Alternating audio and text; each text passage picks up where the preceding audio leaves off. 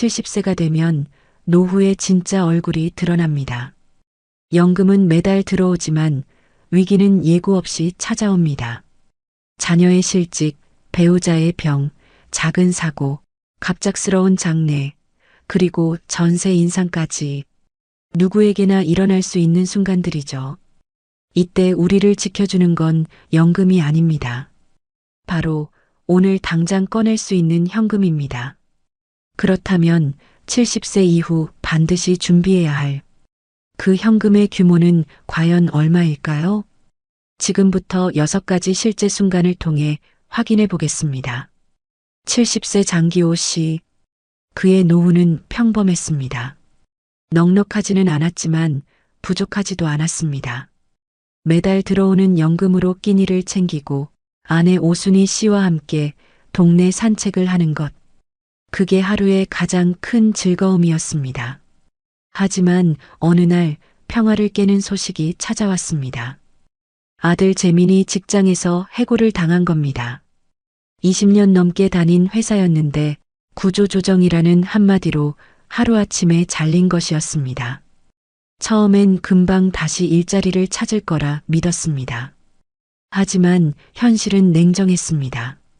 이력서를 내도 답이 없고 면접에 나가도 번번이 고배를 마셨습니다. 30도 아닌 40도 아닌 이미 45. 점지도 그렇다고 노련한 간부도 아닌 애매한 나이였습니다. 재민의 표정은 점점 굳어갔습니다. 생활비는 쌓여만 갔고 집안 분위기는 냉랭해졌습니다. 아내와의 다툼은 잦아졌습니다. 아이들 학원비, 월세, 생활비. 그 모든 짐이 한꺼번에 그의 어깨를 짓눌렀습니다. 결국 파국이 찾아왔습니다. 며느리가 집을 나가버린 겁니다. 더는 이렇게 못 살겠어. 그녀가 남긴 마지막 말은 차갑게 가슴을 파고들었습니다.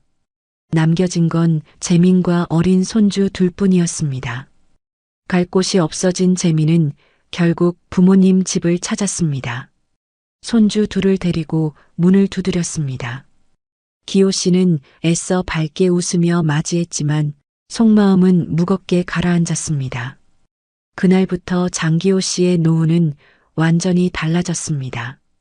더 이상 단순한 지원이 아니었습니다. 양육이 시작된 겁니다. 아침마다 손주들의 도시락을 싸야 했고 학교 준비물도 챙겨야 했습니다. 냉장고는 금세 비워졌고 집안은 하루가 다르게 시끌벅적해졌습니다. 웃음소리가 들릴 때마다 마음은 따뜻해졌지만 지출은 눈에 띄게 불어났습니다. 기호 씨는 밤마다 통장을 열어보았습니다. 남은 돈을 세어보고 또 세어보았습니다. 비상금은 눈 깜짝할 새 줄어들고 있었습니다. 아내 순희 씨는 손주들이 잘 때마다 한숨을 쉬었습니다. 여보, 우리 버틸 수 있을까? 그녀의 목소리는 떨렸습니다. 처음에는 3달만 도와주면 될 거라 생각했습니다. 아들이 다시 자리 잡을 거라 믿었습니다. 하지만 3달은 6달이 되었고 6달은 어느새 1년을 넘겼습니다. 재민의 재취업은 여전히 요원했고 기호 씨의 지갑은 점점 가벼워지고 있었습니다. 손주들을 바라볼 때마다 마음은 복잡했습니다. 밥을 먹고 웃고 잠든 얼굴을 보면 그래, 우리가 지켜야지 라는 생각이 들었습니다. 하지만 동시에 이렇게 계속 버틸 수 있을까? 라는 두려움도 커져갔습니다. 그는 깨달았습니다. 노후를 무너뜨리는 건 꼭 병원비만이 아니었습니다. 예상치 못한 자식의 위기, 그로 인해 부모가 떠안게 되는 책임. 그 순간 가장 필요한 건 연금이 아니라 바로 현금이었습니다. 연금으로는 버티지 못한다. 노후를 지켜줄 건 결국 내 손에 쥔 현금뿐이다. 장기호 씨는 마음속으로 그렇게 되뇌었습니다. 72세 최병호 씨. 그의 하루는 단조롭지만 평화로웠습니다. 아침이면 신문을 꼼꼼히 읽으며 세상 돌아가는 소식을 챙기고 점심에는 동네 사람들과 장기를 두며 소일했고 저녁이면 아내 윤미 씨와 나란히 앉아 드라마를 보며 웃곤 했습니다. 오랜 직장 생활을 마친 뒤 맞이한 노후는 그저 평범했지만 그 평범함이 더없이 고마운 나날이었습니다. 사소한 불편이 있더라도 함께하는 시간이 있다는 것만으로도 충분했습니다. 그러던 어느 날 아침, 식탁에 앉아있던 병호 씨의 손에서 숟가락이 떨어졌습니다. 처음에는 단순한 실수라고 생각했습니다. 하지만 이내 손끝에 힘이 빠지고 입술이 비뚤어지며 말이 엉키기 시작했습니다. 여보, 뇌졸 중이야. 119 불러야 돼.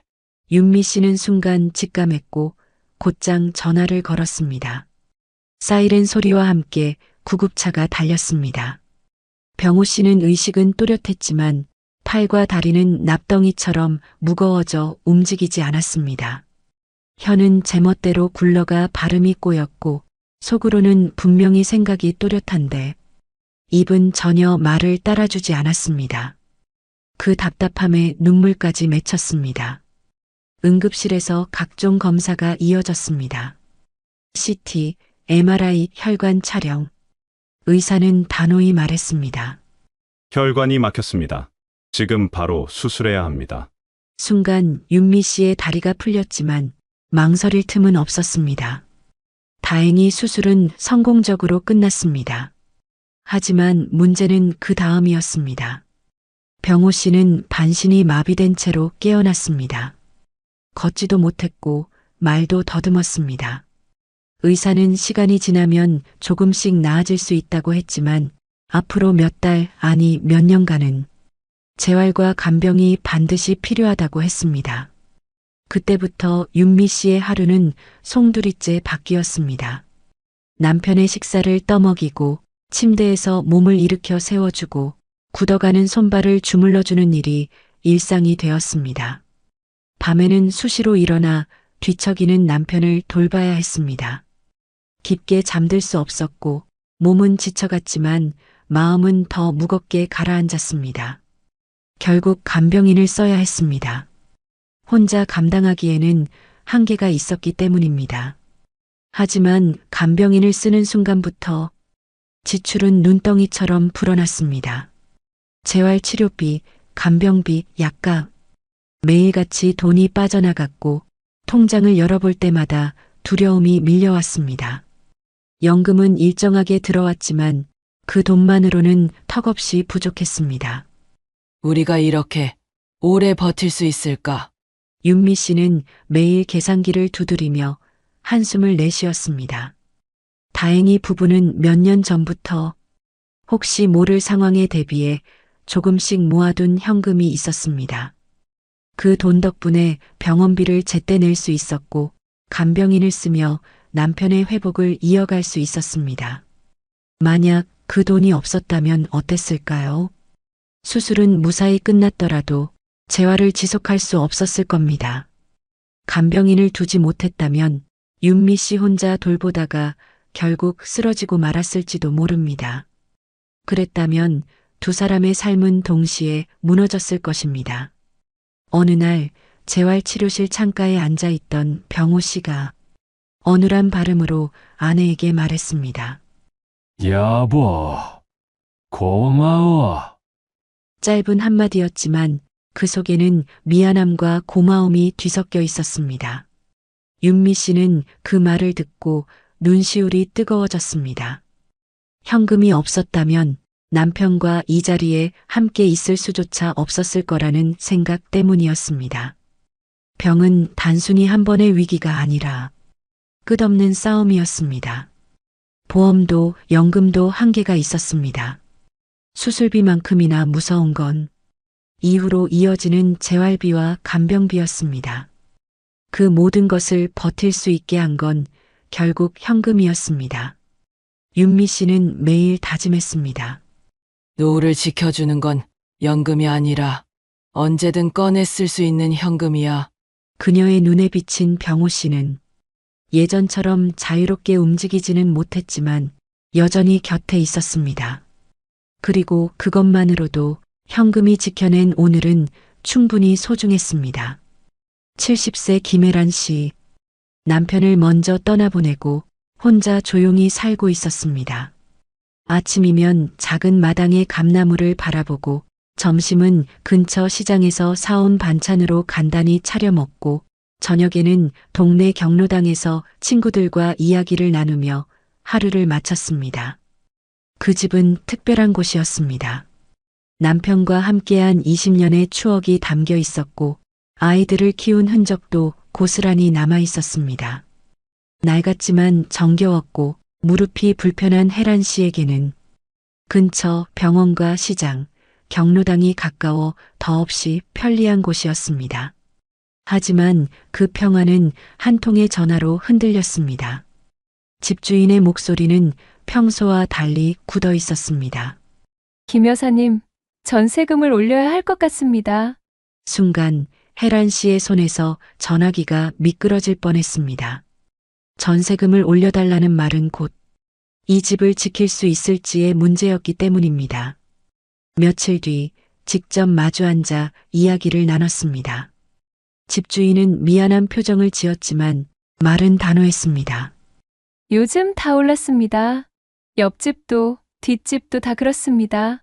저도 세금이 늘고 수리비가 계속 들어가서 혜란 씨는 고개를 끄덕였지만 속은 무너져 내렸습니다. 이 나이에 어디로 가라는 건가? 그날 밤 잠을 이룰 수 없었습니다. 익숙한 골목, 단골 가게, 친구들과 웃던 경로당. 그 모든 걸 잃어야 하는 건 아닐까 하는 두려움이 파도처럼 몰려왔습니다. 아이들에게 손을 벌릴 수도 없었습니다. 큰아들은 대출에 허덕였고 작은아들은 아직 아이들 교육비로 빠듯했습니다. 엄마, 조금만 기다려. 라는 말이 오히려 마음을 무겁게 했습니다. 혜란 씨는 며칠 동안 은행 통장을 열어보며 깊은 한숨을 쉬었습니다. 노후를 대비해 모아둔 돈, 혹시 모를 병원비나 생활비를 위해 아껴둔 돈. 그 돈을 써야 하는 걸까? 마지막 보루라고 여겼던 돈을 꺼내 쓰는 순간 앞으로의 안전망은 사라질지도 모른다는 불안이 짓눌렀습니다. 하지만 선택의 여지는 많지 않았습니다. 집을 잃는 순간 병원도 시장도 친구들도 모두 멀어질 겁니다. 새로운 동네에서 낯선 사람들과 관계를 맺어야 하는 두려움. 버스를 오래 타야만 나올 수 있는 불편함. 무릎이 좋지 않은 혜란 씨에게는 그 모든 게 큰 짐이었습니다. 은행 창구에 앉아 돈을 찾을 때 손이 떨렸습니다. 20년 동안 조금씩 쌓아 올린 돈이 순식간에 사라지는 기분이었습니다. 여보, 나 잘한 거겠지. 혜란 씨는 속으로 중얼거렸습니다. 새 계약서에 도장을 찍는 순간 숨이 턱 막히던 긴장이 풀렸습니다.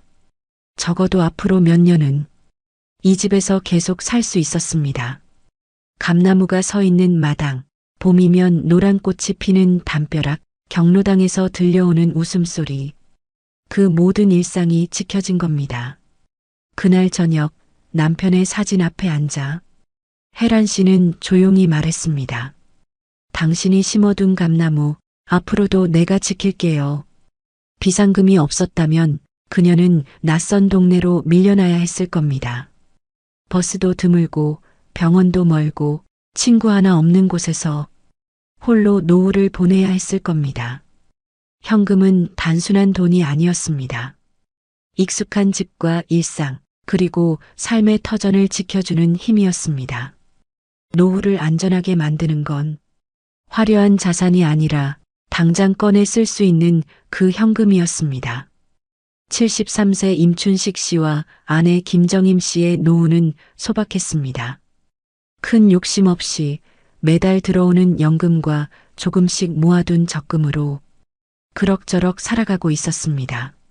아침이면 함께 동네 뒷산을 오르며 건강을 챙겼고 점심에는 된장국과 김치, 작은 생선 한 토막을 나누며 식사를 했습니다. 저녁에는 복지관 노래교실에 나가 젊은 시절 즐겨 부르던 노래를 함께 부르며 웃었습니다. 평범했지만 그 평범함이 더없이 고마운 날들이었습니다. 그 일상이 무너진 건 한겨울이었습니다. 눈이 소복이 쌓인 어느 날 보일러가 갑자기 멈춰버린 겁니다. 처음엔 잠시 꺼진 줄 알고 다시 켰지만 불은 들어오지 않았습니다. 찬바람이 스며드는 방 안에서 두 사람은 두꺼운 외투를 껴입고 서로를 바라봤습니다. 여보, 이 추위에 그냥 버티면 큰일 나겠어. 춘식 씨의 목소리에는 불안이 묻어났습니다. 정임 씨는 손을 비비며 고개를 끄덕였습니다. 급히 불러온 수리공은 말했습니다. 보일러가 너무 오래돼서 수리비가 더 나옵니다. 교체해야 합니다. 순간 두 사람의 가슴은 철렁 내려앉았습니다. 교체라니 그건 곧 수백만 원이 드는 큰 돈이었습니다. 연금으로는 생활비와 약값을 간신히 감당할 뿐 이런 예상치 못한 목돈에는 답이 없었습니다. 더 큰 문제는 시간이었습니다. 며칠을 버티다간 저체온증이나 폐렴 같은 위험이 찾아올 수 있었습니다. 나이가 든 두 사람에게 추위는 단순한 불편이 아니라 생명의 위협이었습니다. 정임 씨는 남편 몰래 부엌에서 눈물을 훔쳤습니다.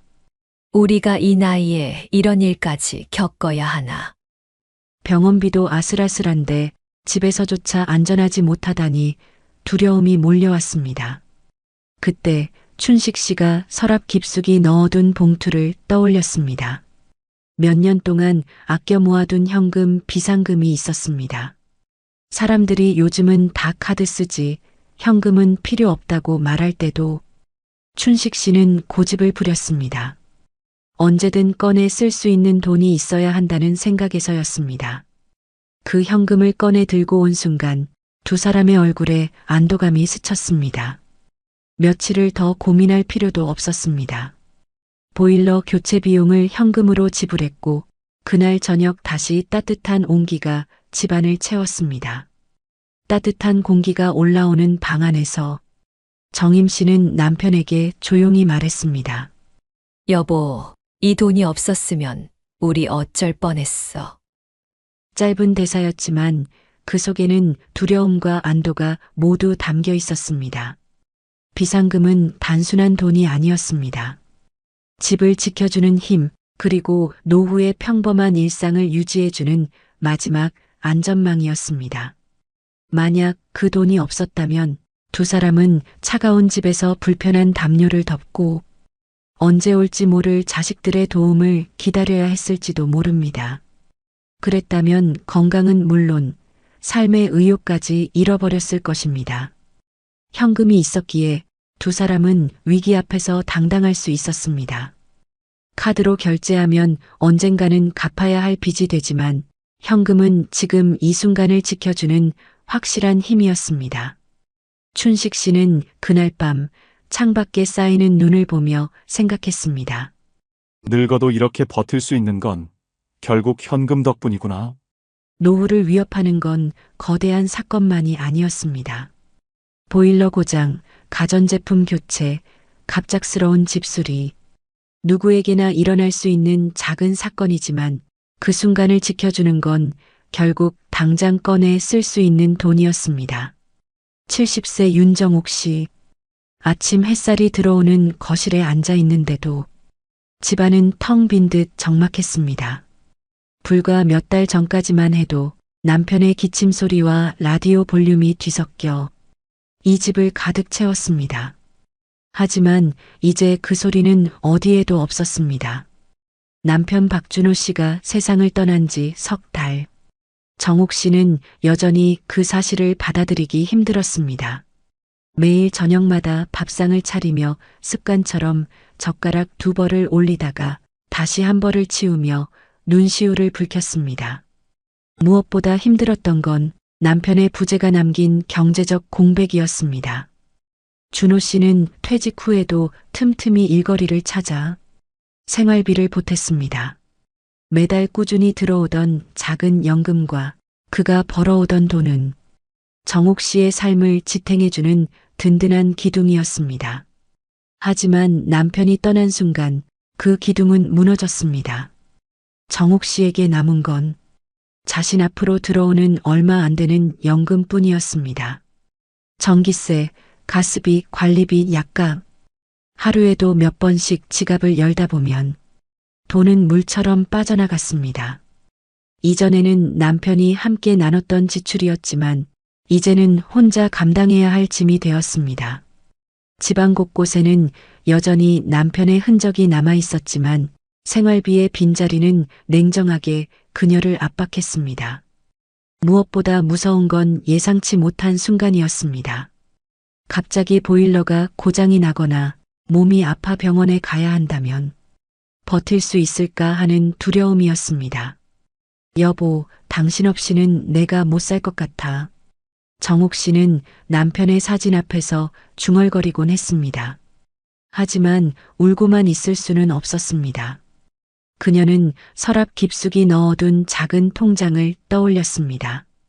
준호 씨와 함께 30년 가까이 모아둔 비상금, 매달 조금씩 아껴 모은 돈이 그녀의 노후를 지켜줄 마지막 희망이었습니다. 그 돈이 있었기에 정옥 씨는 당장 집을 지킬 수 있었습니다. 관리비 고지서가 와도 약국에서 약을 지어와도 당장 쓸 수 있는 현금이 있었기에 버틸 수 있었습니다. 만약 그 돈이 없었다면 어땠을까요? 아이들에게 손을 벌려야 했을지도 모릅니다. 하지만 자식들은 이미 각자의 삶으로 벅찼습니다. 큰딸은 손주 교육비에 허덕였고 작은 아들은 사업이 어려워 늘 빠듯했습니다. 그래서 정옥 씨는 다짐했습니다. 내 삶은 내가 지켜야 한다. 비상금은 단순히 돈이 아니었습니다. 남편이 살아있을 때부터 혹시 모를 그날을 대비해 두 사람의 손으로 모아온 마지막 약속 같은 것이었습니다. 그날 저녁 정옥 씨는 오래된 사진첩을 꺼내 들었습니다. 젊은 시절 남편과 함께 웃고 있는 사진을 바라보며 눈물이 흘렀습니다. 여보, 당신이 남긴 건 돈이 아니라 내가 버틸 수 있는 힘이야. 남편의 죽음은 사랑하는 이를 잃은 슬픔만이 아니었습니다. 그와 함께 사라진 생활비, 그 공백을 채울 수 있는 건 결국 현금뿐이었습니다. 현금이 있었기에 삶은 이어졌고 집은 지켜졌으며 그녀의 하루도 무너지지 않았습니다.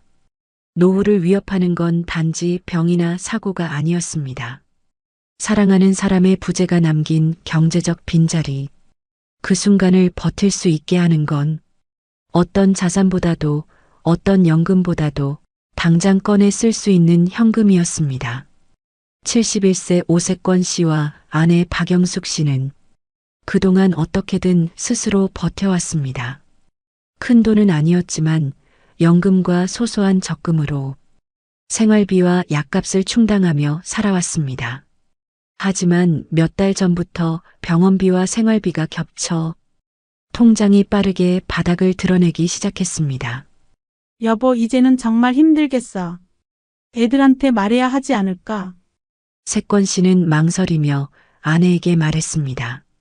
영숙 씨는 한참 동안 침묵하다가 고개를 끄덕였습니다. 아이들에게 부담을 주고 싶지 않았지만 더는 방법이 없었습니다. 며칠 뒤 큰아들 집에 갔습니다. 따뜻한 국물이 담긴 저녁상을 앞에 두고 세권 씨는 조심스레 말을 꺼냈습니다. 아들아, 이번 달 생활비가 조금 모자라서 말이다. 혹시 조금만 보태줄 수 있겠니? 순간 식탁의 공기가 무겁게 가라앉았습니다. 아들은 젓가락을 내려놓으며 잠시 눈을 감았습니다. 아버지, 저희도 애들 학원비에 대출까지 솔직히 여유가 없어요. 며느리의 표정은 이미 굳어 있었습니다. 아이는 눈치를 보며 조용히 밥만 먹었습니다. 그날 집으로 돌아오는 길, 영숙 씨는 말없이 눈물을 흘렸습니다. 이 나이에 자식한테 손 벌려야 하다니 참 서글프다. 세권 씨는 괜히 손주 얼굴까지 떠올라 마음이 무거워졌습니다. 그 후로는 작은 갈등이 잦아졌습니다. 아들이 전화를 받을 때마다 또 돈 얘기하시려는 건 아니겠죠? 라는 말이 따라왔습니다. 며느리는 눈에 띄게 거리를 두었고 명절 모임에서도 분위기는 어색해졌습니다.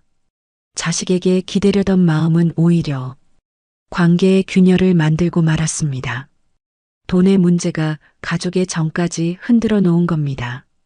영숙 씨는 결국 서랍 속을 뒤지다 과거에 모아두었던 작은 봉투를 발견했습니다. 병원비에 쓰지 않고 남겨둔 현금 몇 장이 들어 있었습니다.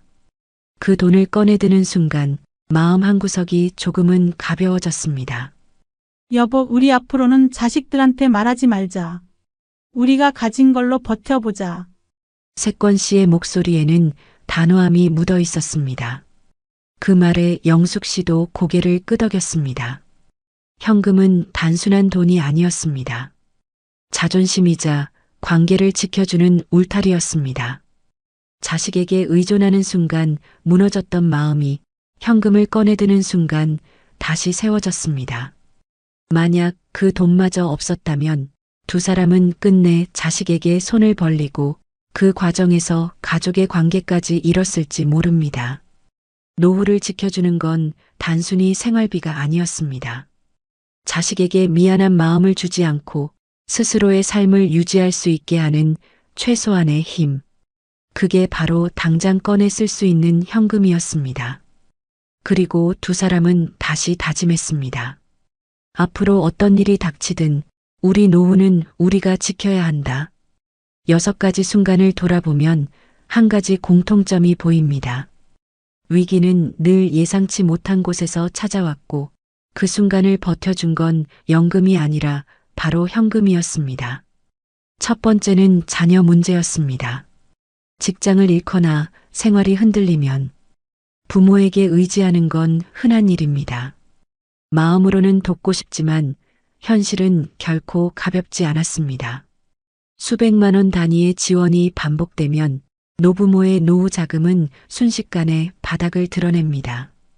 두 번째는 병과 간병이었습니다.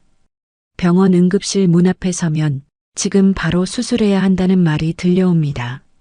수술비, 재활비, 간병비. 한 달에 수백만 원이 순식간에 빠져나갑니다. 보험이 있어도 당장은 본인 부담이 먼저입니다. 그때 필요한 건 역시 손에 잡히는 돈이었습니다. 세 번째는 집이었습니다. 수십 년을 살아온 전셋집, 집주인의 한마디로 전세금이 수천만 원 올라갑니다. 익숙한 동네를 떠나야 하나, 아니면 비상금을 깨서라도 지켜야 하나. 결국 현금이 있어야 삶의 터전을 지킬 수 있었습니다. 네 번째는 배우자의 죽음 이후 찾아오는 생활 공백입니다. 평생을 함께했던 남편이 세상을 떠나자 매달 들어오던 연금과 생활비가 한순간에 끊겼습니다. 장례 비용은 물론 그 뒤에 생활비까지. 슬픔 속에서도 당장 필요한 건 역시 돈이었습니다. 다섯 번째는 생활 속 갑작스러운 지출입니다. 한겨울에 고장이 난 보일러, 생계를 책임지던 낡은 트럭, 고쳐도 소용없다는 진단이 떨어지면 교체 비용만 수백만 원이 필요합니다. 노후에는 이런 돌발 상황이 오히려 더 자주 찾아옵니다.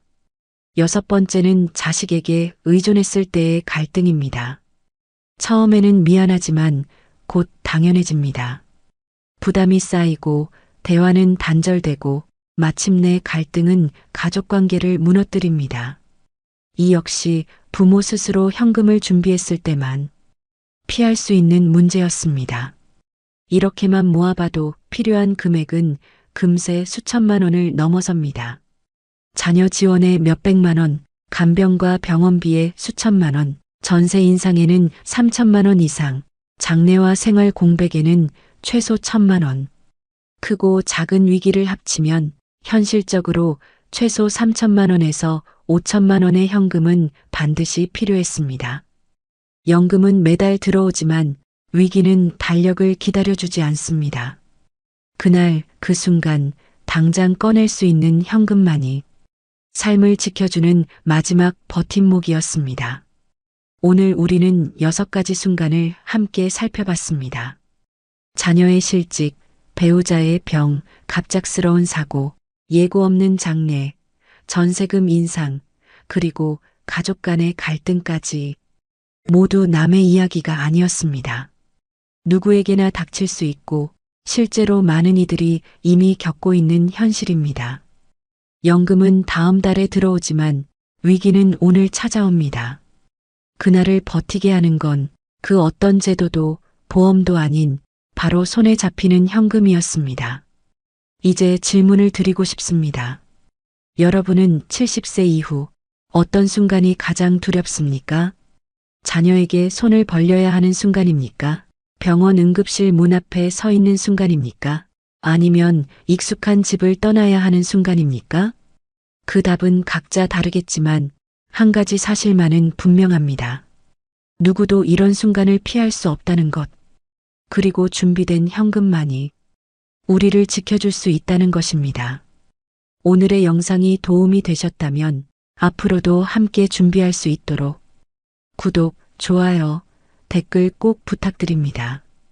여러분의 작은 참여가 저에게는 큰 힘이 됩니다. 감사합니다.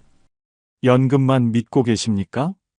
안타깝게도 그걸로는 절대 버틸 수 없습니다. 65세 이후 노후를 지켜주는 건 연금이 아니라 지금 당장 꺼내 쓸 수 있는 현금입니다. 그렇다면 반드시 준비해야 할 현금은 과연 얼마일까요? 67세 정혜수 씨. 매일 새벽 5시에 일어납니다. 40년 넘게 몸에 밴 습관이었죠. 퇴직한 지 2년이 지났지만 여전히 그의 하루는 낡은 1톤 트럭과 함께 시작되었습니다. 그 트럭은 2001년에 샀던 기아 봉고였어요. 벌써 23년이 흘렀지만 정혜수 씨에게는 소중한 동반자였습니다. 국민연금으로 월 95만 원, 아내 명자 씨도 월 48만 원이 나왔지만 부부 합쳐 143만 원으로는 부족했어요. 명자 씨의 당뇨약값 만월 12만 원, 매달 내야 하는 관리비 30만 원, 전기세, 가스비, 통신비까지 합치면 20만 원, 가끔 찾아오는 손자에게 주는 용돈 10만 원. 기본 생활비만 해도 200만 원은 넘었거든요. 그래서 퇴직 후에도 계속 일했습니다. 그 트럭으로 월 100만 원 정도 벌었어요. 건설 현장 자재 운반이 주된 일이었죠. 시멘트, 철근, 목재를 실어 나르는 일. 하루 일당이 12만 원에서 15만 원 사이였어요. 가끔은 마트 물품 배송도 했고 이사짐 운반 일도 맡았습니다. 몸은 힘들었지만 연금과 합쳐서 월 243만 원으로 겨우 생활할 수 있었어요. 그런데 그날 아침이었습니다. 평소처럼 시동을 걸었는데 컥컥컥 소리만 날 뿐 시동이 걸리지 않았어요. 이상하네. 정혜수 씨는 다시 한번 시도했습니다. 키를 돌려도 여전히 엔진이 돌아가지 않았어요. 계기판의 경고등들이 빨갛게 켜져 있었습니다. 23년 된 트럭이라 가끔 말썽을 부리긴 했지만 이번엔 뭔가 심각해 보였어요. 급하게 정비소에 전화를 걸었습니다. 오늘 오후에 건설 현장 일이 잡혀 있었거든요. 신축 아파트 현장에서 철근을 운반하는 일. 하루 일당 15만 원을 받기로 한 중요한 일이었어요. 사장님, 트럭이 시동이 안 걸려요. 급한 일이 있는데 견인차 좀 보내주세요. 1시간 후 견인차가 왔습니다. 정혜수 씨는 발을 동동 굴렀어요. 일감을 놓치면 그날 벌이가 없어지는 거였거든요. 더군다나 건설 현장 일은 믿을 만한 단골 거래처였어요. 정비소에서 2시간을 기다렸습니다. 정비사가 트럭을 꼼꼼히 살펴보더니 심각한 표정으로 나왔어요. 아저씨, 엔진이 완전히 나갔습니다. 수리할 수 있나요? 23년 된 차라. 엔진 교체를 해야 해요.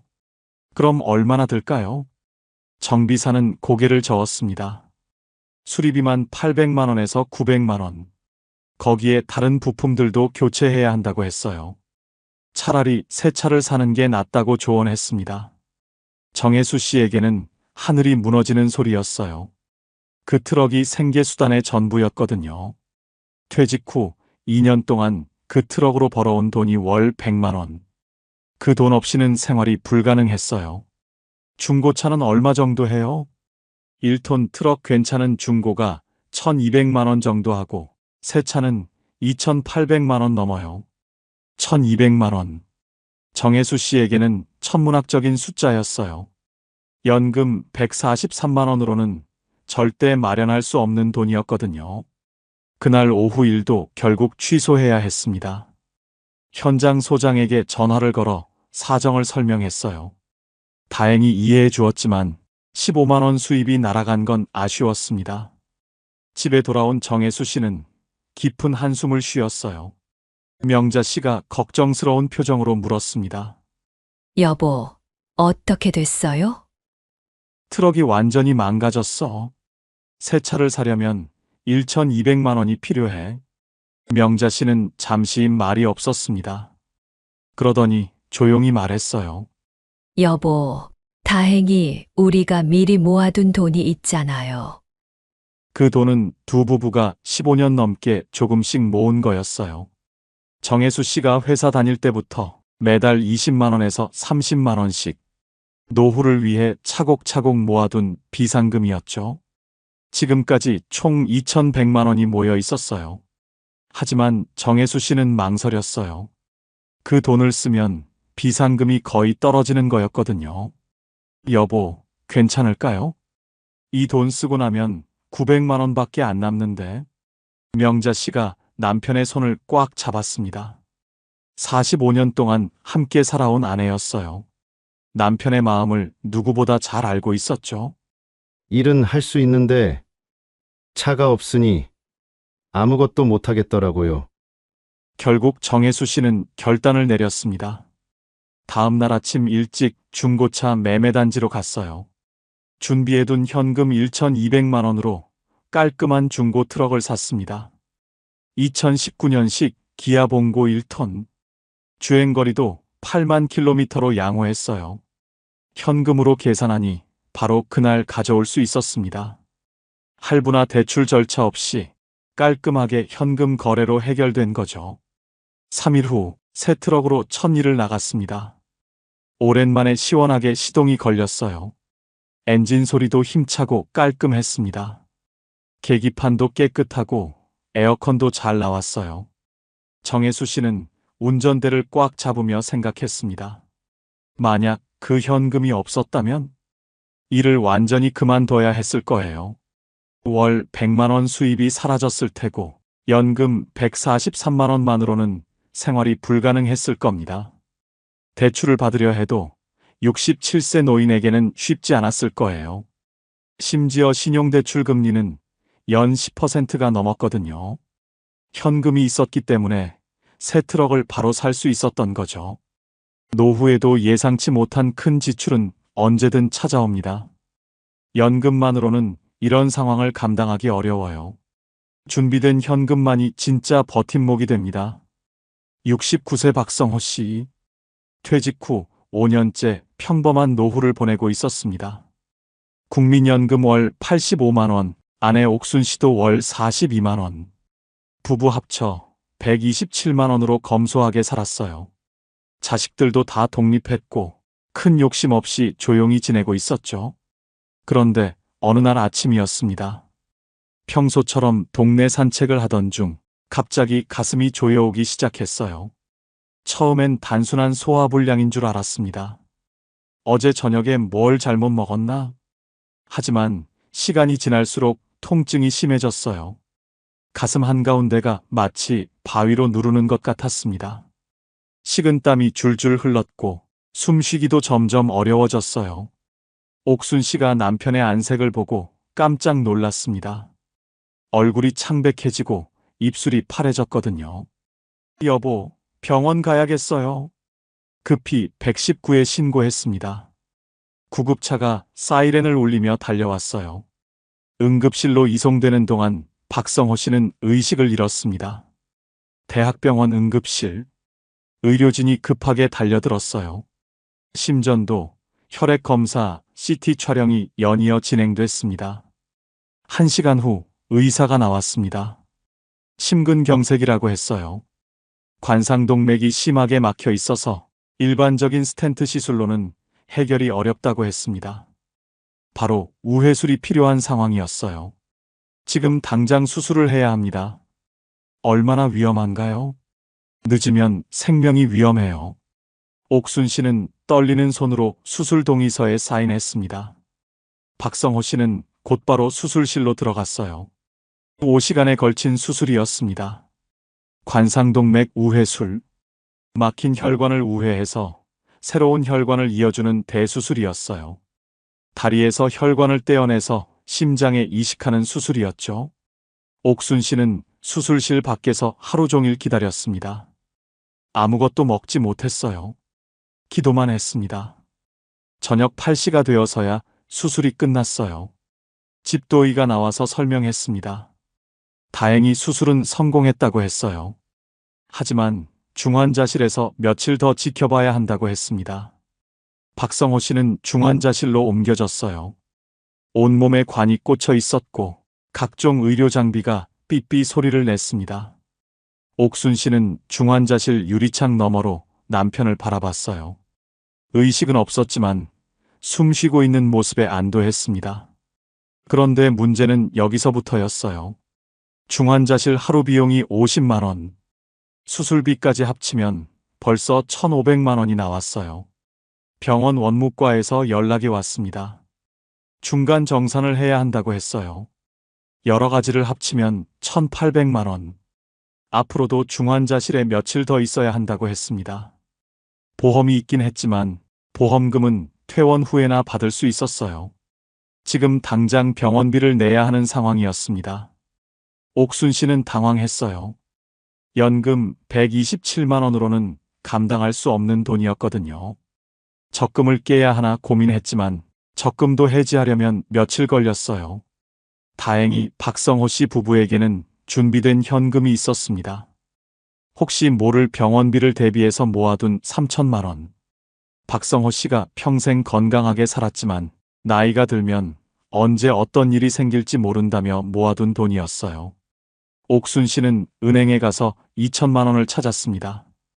떨리는 손으로 돈을 세어가며 병원비를 냈어요. 박성호 씨는 일주일 만에 중환자실에서 나왔습니다. 의식도 돌아왔고 말도 할 수 있었어요. 회복이 빨라서 의료진도 놀랄 정도였습니다.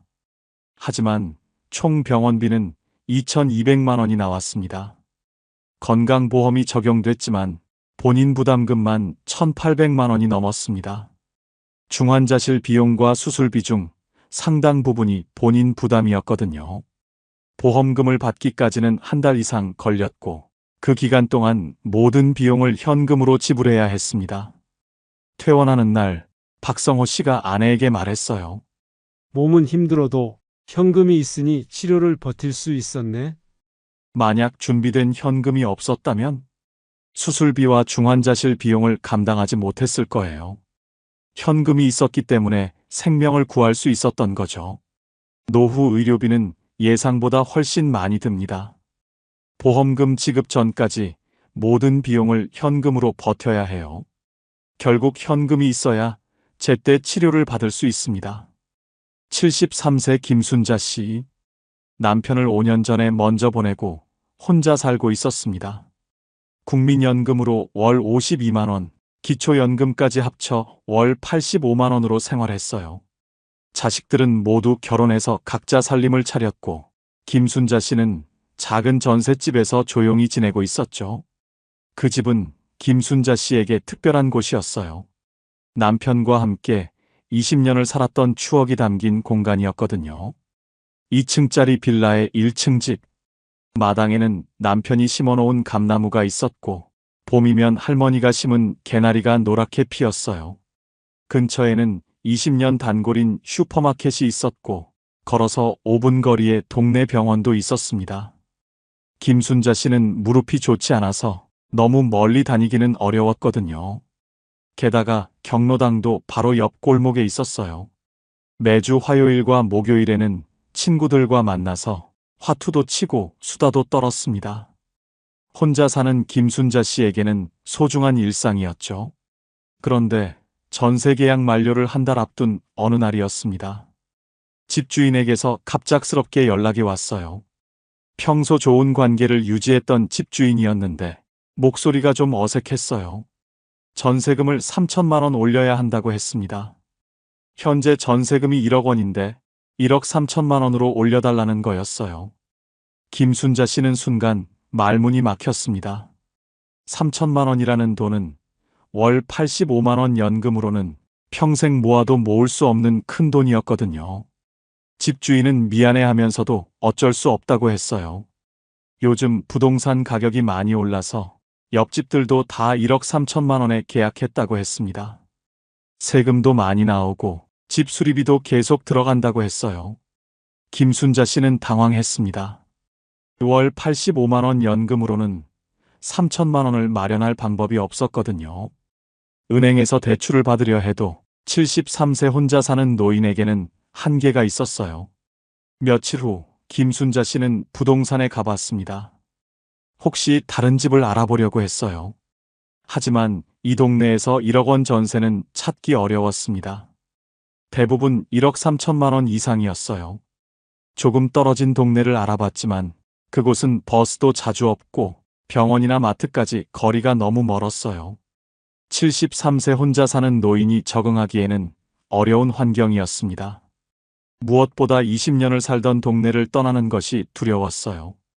새로운 환경에서 새로운 사람들과 관계를 맺어야 하는 것, 낯선 길을 다녀야 하는 것들이 부담스러웠거든요. 김순자 씨는 며칠 동안 잠을 이루지 못했습니다. 자식들에게 손을 벌릴 수도 없었어요. 큰아들은 아이 둘 키우느라 힘들고 딸은 남편 사업이 어려워서 빠듯한 상황이었거든요. 둘째 아들도 전세 대출로 힘든 처지였어요.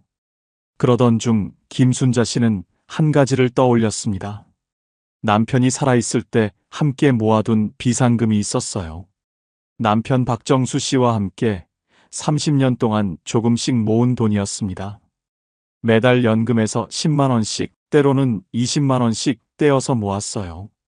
김순자 씨도 간간히 동네에서 일하면서 번 돈을 보탰고 남편이 가끔 받던 일당도 일부 보탰죠. 지금까지 총 4,200만 원이 모여 있었어요.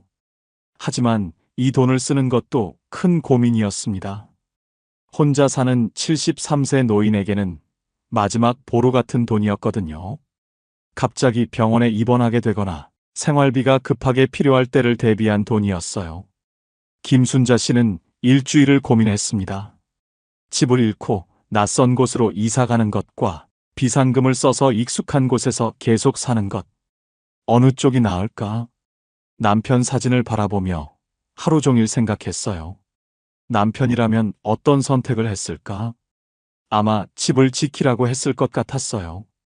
결국 김순자 씨는 결단을 내렸습니다. 집주인에게 전화를 걸어서 3천만 원을 올려서 계약하겠다고 했어요. 다음 날 김순자 씨는 은행에 갔습니다. 떨리는 손으로 3천만 원을 찾았어요. 30년 동안 모은 돈의 대부분이었지만 집을 지키기 위해서는 어쩔 수 없었습니다. 새 계약서에 도장을 찍는 순간 김순자 씨는 안도의 한숨을 쉬었어요. 적어도 2년 더는 이 집에서 살 수 있게 되었거든요. 그날 저녁 김순자 씨는 남편 사진 앞에서 조용히 말했습니다.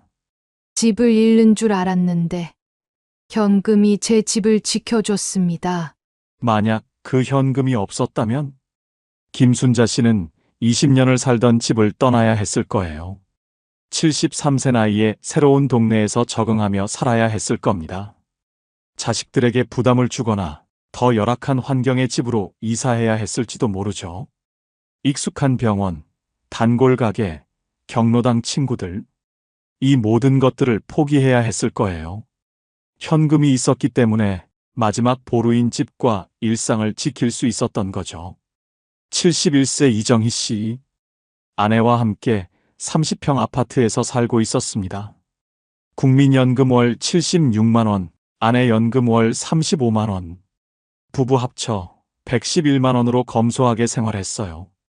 자식들은 모두 독립했고 큰 무리 없이 평범한 노후를 보내고 있었죠. 그런데 12월 어느 추운 날이었습니다.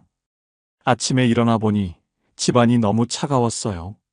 평소보다 훨씬 추위가 느껴졌습니다. 여보, 난방이 안 나오는 것 같아요. 아내가 걱정스러운 표정으로 말했어요. 이정희 씨가 보일러실을 확인해 봤습니다. 보일러가 완전히 꺼져 있었어요. 다시 켜려고 버튼을 눌러봤지만 아무 반응이 없었습니다. 이상하네. 어제까지 잘 됐는데. 보일러 사용한 지가 벌써 15년이 넘었어요. 중간중간 작은 고장은 있었지만 이렇게 완전히 작동하지 않은 적은 처음이었습니다. 바깥 온도는 영하 8도. 한겨울 추위가 절정이었어요. 집안 온도도 점점 내려가기 시작했습니다. 이정희 씨는 급하게 보일러 수리업체에 전화를 걸었어요. 사장님, 보일러가 갑자기 안 돼요. 빨리 좀 와주실 수 있나요? 지금 수리 요청이 많아서요. 내일 오전에나 갈 수 있을 것 같습니다. 하루를 더 추위 속에서 보내야 한다는 말이었어요. 71세 부부에게는 너무 힘든 일이었습니다. 그날 밤은 정말 춥고 길었어요. 이불을 여러 겹 덮고 잤지만 몸이 떨릴 정도로 추웠습니다. 특히 아내는 관절염이 있어서 더 힘들어했어요. 다음 날 오전 10시 수리기사가 드디어 왔습니다. 보일러를 꼼꼼히 살펴보더니 심각한 표정을 지었어요. 아저씨, 이 보일러 15년 됐다고 하셨죠? 네, 그런데 고칠 수 있나요? 열교환기가 완전히 부식됐어요. 가스밸브도 고장났고요. 수리기사가 자세히 설명해 주었습니다. 보일러 핵심 부품들이 노후화로 망가졌다고 했어요. 수리를 해도 또 고장날 가능성이 높다고 했습니다. 그럼 어떻게 해야 하나요? 새 보일러로 교체하시는 게 좋겠어요. 지금 수리해봐야 임시방편이에요. 새 보일러 가격을 물어봤습니다. 보일러 본체가 150만 원. 거기에 설치비와 배관 공사비까지 합치면 총 280만 원이 든다고 했어요. 30평 아파트는 배관이 복잡해서 교체 작업도 하루 종일 걸린다고 했습니다. 벽을 뚫고 배관을 새로 연결해야 한다고 했어요. 이정희 씨는 고민에 빠졌습니다. 월 111만 원 연금으로는 280만 원이 큰 돈이었거든요. 하지만 한겨울에 난방 없이 살 수는 없었어요. 임시 수리는 얼마나 들까요? 80만 원에서 100만 원 정도 들 텐데 오래 못 버틸 거예요. 결국 새 보일러를 설치하는 게 나았습니다. 임시 수리를 해봐야 돈만 버리는 꼴이었거든요. 이정희 씨 부부는 다행히 준비된 현금이 있었어요. 매달 연금에서 5만 원씩 10년 넘게 모아둔 비상금이었습니다. 큰 수리비나 의료비를 대비해서 모은 돈이었죠. 은행에 저축해둔 800만 원 중에서 280만 원을 찾아서 보일러 교체비로 냈어요. 그날 오후부터 공사가 시작됐습니다. 기사 2명이 와서 거의 하루가 걸렸어요. 오래된 보일러를 철거하고 새 보일러를 설치했습니다. 배관도 일부 교체해야 했어요. 15년 된 배관이 부식되어 있었거든요. 벽에 구멍을 뚫고 새 배관을 연결했습니다. 저녁 7시가 되어서야 모든 작업이 끝났어요. 새 보일러에 시운전을 했습니다. 따뜻한 온수가 나오기 시작했어요. 잘 되는 것 같네요. 기사가 만족스러운 표정으로 말했습니다. 그날 밤 이정희 씨 부부는 오랜만에 따뜻한 잠을 잤어요. 새 보일러 덕분에 집안이 금세 따뜻해졌습니다. 다음 날 아침 이정희 씨가 아내에게 말했어요. 그 돈이 없었으면 한겨울에 난방도 못하고 지낼 뻔했어. 만약 준비된 현금이 없었다면 이정희 씨 부부는 추운 겨울을 견뎌야 했을 거예요. 임시 수리를 해도 또 고장났을 테고 결국 더 큰 비용이 들었을지도 모릅니다. 71세 고령자에게 한겨울 추위는 생명과도 직결된 문제예요. 현금이 있었기 때문에 즉시 문제를 해결하고 따뜻한 겨울을 날 수 있었던 거죠. 작은 현금이 노후의 안정을 지켜줍니다. 갑작스러운 고장이나 수리비가 생겨도 준비된 현금으로 즉시 해결할 수 있어요. 68세 김철수 씨, 아내 영희 씨와 함께 평범한 노후를 보내고 있었습니다. 국민연금 월 82만 원, 아내 연금 월 39만 원. 부부 합쳐 121만 원으로 검소하게 살았어요. 세 자녀를 모두 키워낸 뒤 이제는 조용한 여생을 보내고 있었죠. 큰딸과 둘째 아들은 이미 결혼해서 독립했고 막내 아들 민수 씨만 32세가 되도록 혼자 살고 있었어요. 2년 전부터 사귀는 여자친구가 있다는 건 알았지만 결혼 이야기는 꺼내지 않았습니다. 그런데 어느 날 갑자기 민수가 집에 왔어요.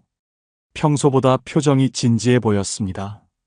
아버지, 어머니 말씀드릴 게 있어요. 뭔데?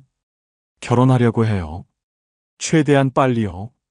김철수 씨 부부는 깜짝 놀랐습니다.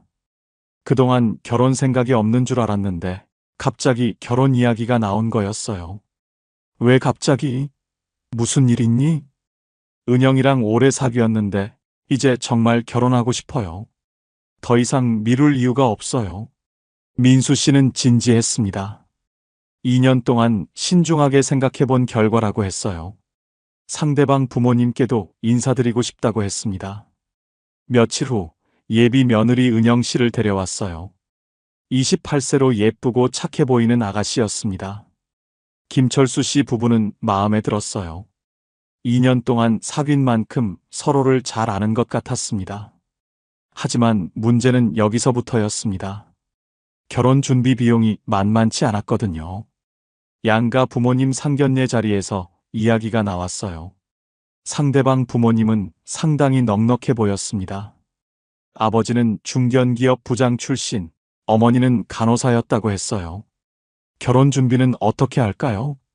상대방 어머니가 조심스럽게 물었습니다.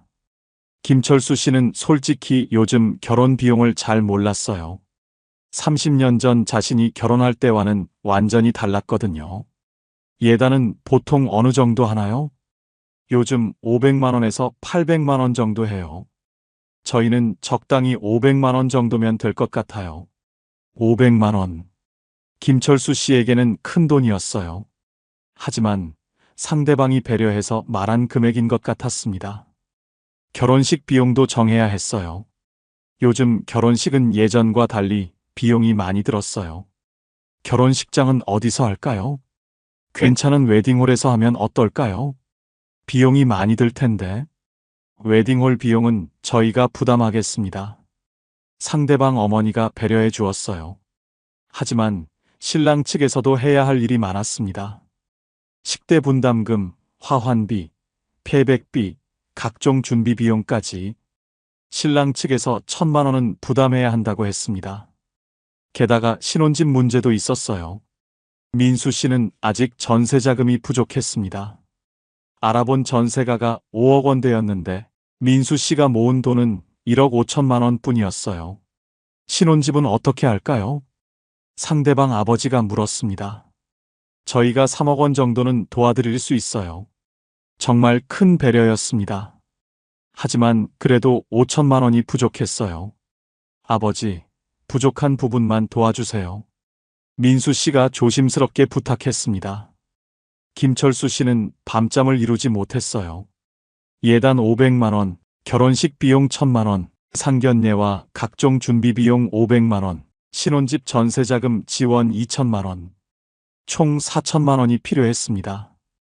연금 121만 원으로는 감당할 수 없는 돈이었어요. 그렇다고 아들 결혼을 반대할 수도 없었습니다. 며칠 후 상대방 집안에서 예단 리스트를 보내왔어요. 금반지, 금목걸이, 금귀걸이 세트. 생각보다 정성스럽게 준비해야 할 것들이 많았어요. 김철수 씨는 고민에 빠졌습니다. 큰딸과 둘째 아들 결혼할 때는 이렇게 부담스럽지 않았는데 요즘 결혼 비용은 정말 만만치 않았어요. 여보, 어떻게 할까요? 아내 영희 씨가 걱정스럽게 물었습니다. 우리 아들 결혼인데 초라하게 보낼 수는 없잖아. 아내도 같은 생각이었습니다. 상대방 집안이 넉넉해 보이는데 우리만 못해줄 수는 없었어요. 다행히 김철수 씨 부부에게는 준비된 현금이 있었습니다. 퇴직금과 함께 25년 동안 모아온 노후자금, 총 5,800만 원이 모여 있었어요. 매달 연금에서 10만 원씩, 보너스가 나올 때마다 100만 원씩. 정말 조금씩 모은 소중한 돈이었습니다. 하지만 김철수 씨는 고민이 깊었어요. 그 돈은 노후를 위한 마지막 보루였거든요. 혹시 모를 병원비나 생활비를 위한 돈이었어요. 여보, 아들 결혼 도와주고 나면 1,800만 원밖에 안 남아요. 영희 씨가 남편의 손을 잡았습니다. 그래도 우리 막내 결혼인데요. 형, 누나들한테 도움 청하기도 어렵고 다른 자녀들도 각자 살림이 빠듯했어요.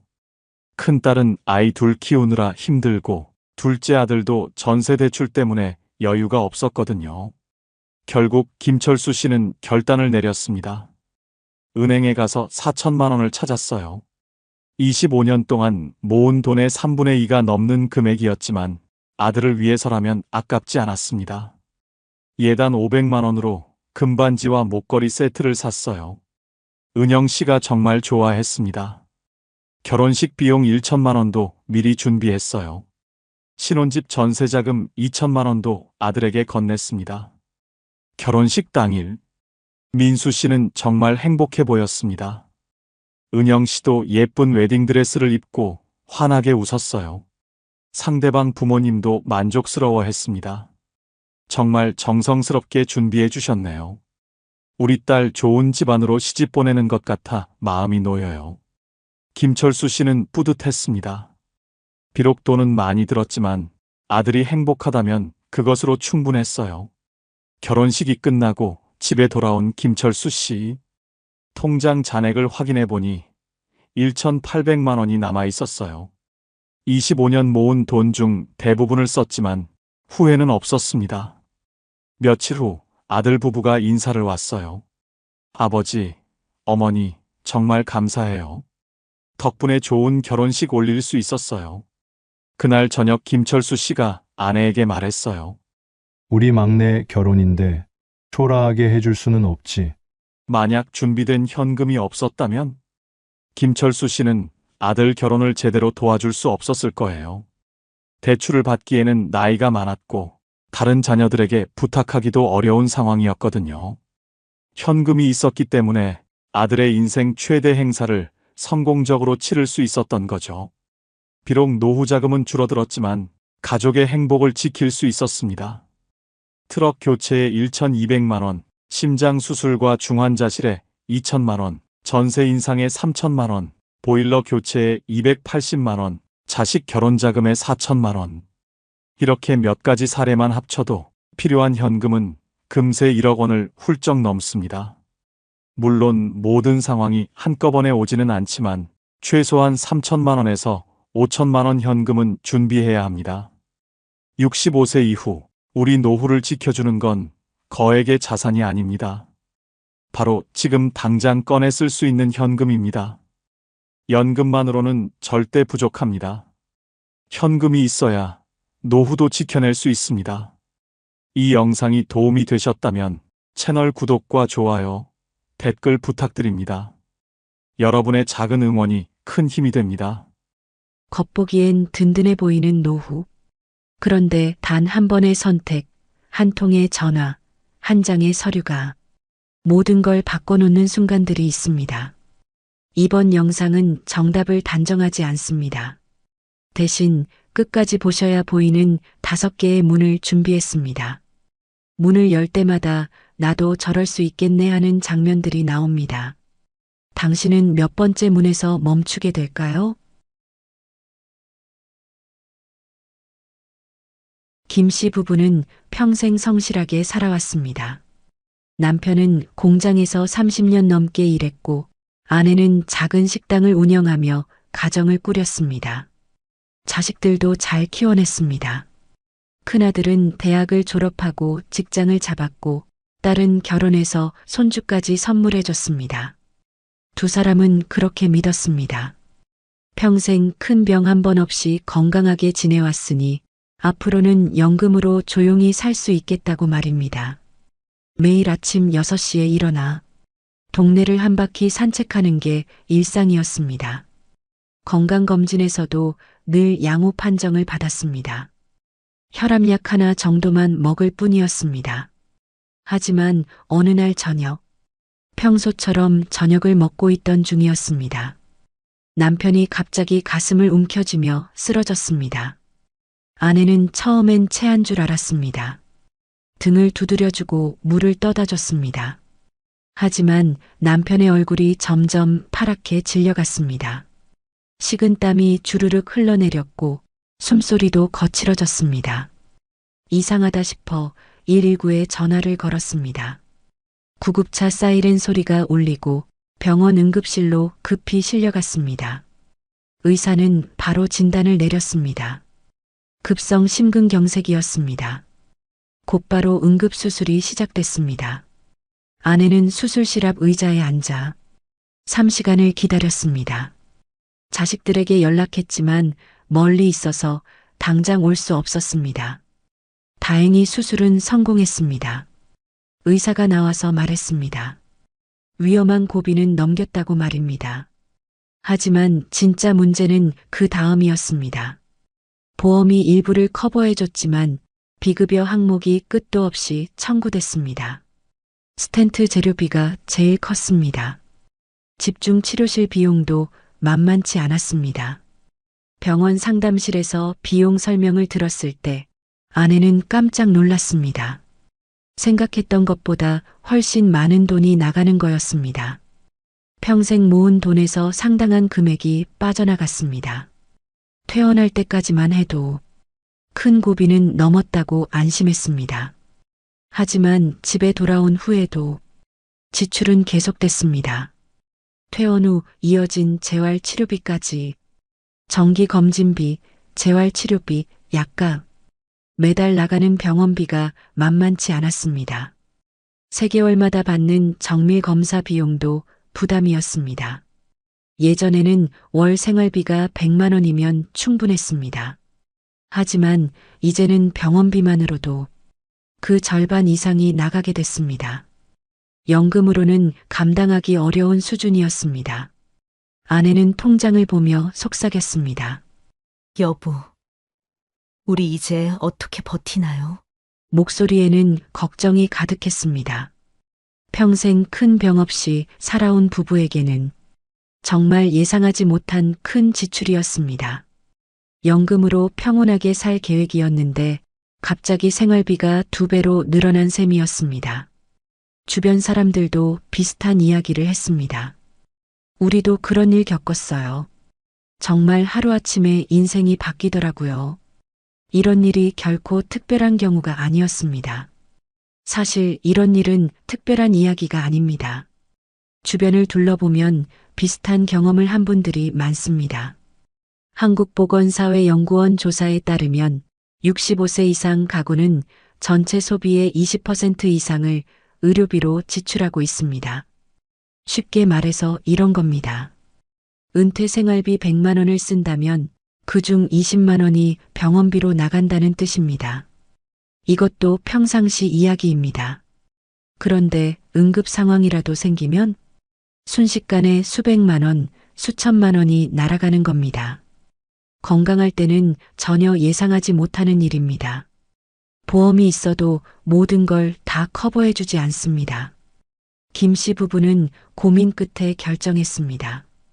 결국 집을 담보로 대출을 받았습니다. 다른 방법이 없었습니다. 평생 모은 돈만으로는 부족했습니다. 남편은 다행히 살아났지만 매달 빠져나가는 이자와 생활비가 또 다른 짐이 되었습니다. 은퇴 후 즐기려 했던 평온한 일상은 사라지고 병원비를 갚기 위한 전쟁이 시작됐습니다. 몇 달이 지난 후 아내가 말했습니다. 건강할 때는 정말 몰랐어요. 아프면 이렇게 돈이 많이 들 줄은 꿈에도 몰랐어요. 후회가 섞인 목소리였습니다. 병원에서 만난 다른 가족들도 마찬가지였습니다. 우리만 이런 게 아니구나. 모두들 비슷한 어려움을 겪고 있었습니다.